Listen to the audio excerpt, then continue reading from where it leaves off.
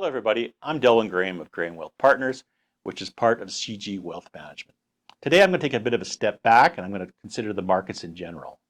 Well, particularly the markets in the last 2 years, which have been eventful.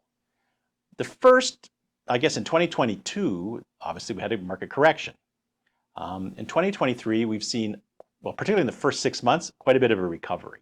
My thesis, or what I think, is that recovery basically has topped out a bit and we're on a market that's turned into a bit of indecision. So in 2023, particularly the first 6 months, the market was much more optimistic, and that was reflected in the valuations of the S&P 500. But that optimism was reflected in the PE ratios. Basically, PE ratio is a ratio that uses and measures the optimism of the market, how much an investor would pay for earnings. So in this case, in the dark depths of 2022, the average PE ratio in the S&P 500 was about 16 to 1. So that basically means that an investor was on average willing to pay $16 for $1 of earnings, which is quite pessimistic.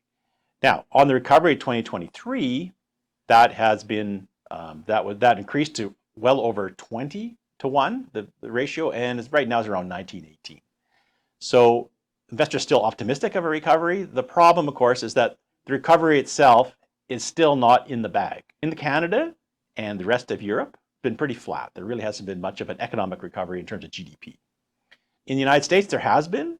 In fact, the GDP growth in the States is at 5%, which is exceptional, which is tremendously good. It's positive for the United States, but it's a mixed message for the world, for Canada and the rest of the world.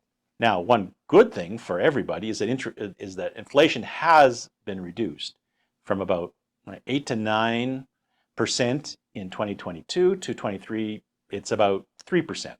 So that's a very good sign. So at the moment now, I think the market sort of is in a wait and see attitude. That's, to me, is reflected in the market right now, which is pretty indecisive. So we are actually managing our portfolio in that way. So what we're doing is we're buying equities of companies that are paying earnings now. So basically, we're not looking for some future growth. We're looking for growth now. Number two, we're also buying more fixed income because interest rates have gone up, and that means that the returns are much better than they were 2 years ago.